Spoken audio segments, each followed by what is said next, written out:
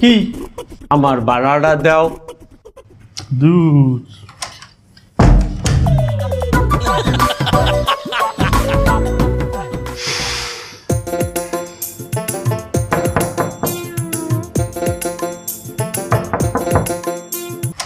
কি হয়েছে কি? আমার বাড়ি ভাড়াটা একবার দরজা আটকাইছি, বোঝেন না? মাফ করেন। মাফ করবো মানে এবার আমি কি তোর দ্বারা খয়রাত চাইতে আইছি? আমি আমার বাড়ি ভাড়া পাই, এই বাড়ি ভাড়া চাইতে আইছি। আজ মাসের কয় তারিখ? আপনি যে ভাড়া চাইতে আইছেন? এখন 28 তারিখ। এই মেয়ে 28 তারিখ কেউ ভাড়া চায়? এখনো মাস শেষ হইতে পারে নাই। আপনি ভাড়া চাইবেন 1 তারিখ থেকে 5 তারিখের মধ্যে। তোমার মনে নাই বাবু, 1 তারিখ থেকে 5 তারিখে যে ভাড়াটা দেওয়ার কথা ওইটাই চাইতে চাইতে চাইতে আজ 28 তারিখেও আমি চাইতে আছি, এই ভাড়া তুমি দিতে আসো না। আচ্ছা তাই সামনের মাসের লাগে মিলাই দিব না জান।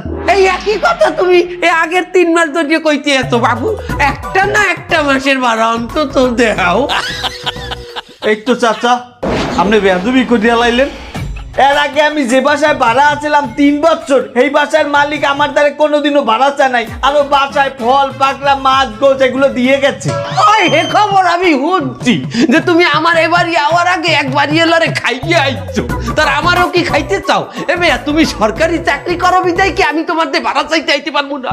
এই তো আপনি লাইনে আইছেন, আমি সরকারি চাকরি করি। আপনি জানেন আমার কোন কোন জায়গায় হাত আছে?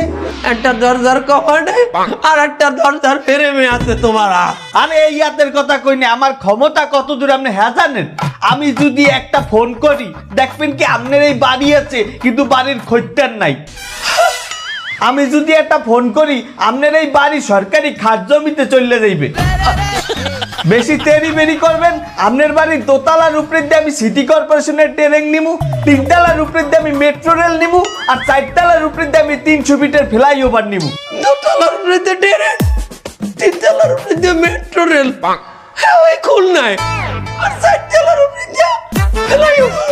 আমার চেনেন নাই। বাবু বাবু আমার তুমি মাফ করে দাও, আমার বাড়ি ভালো লাগবে না।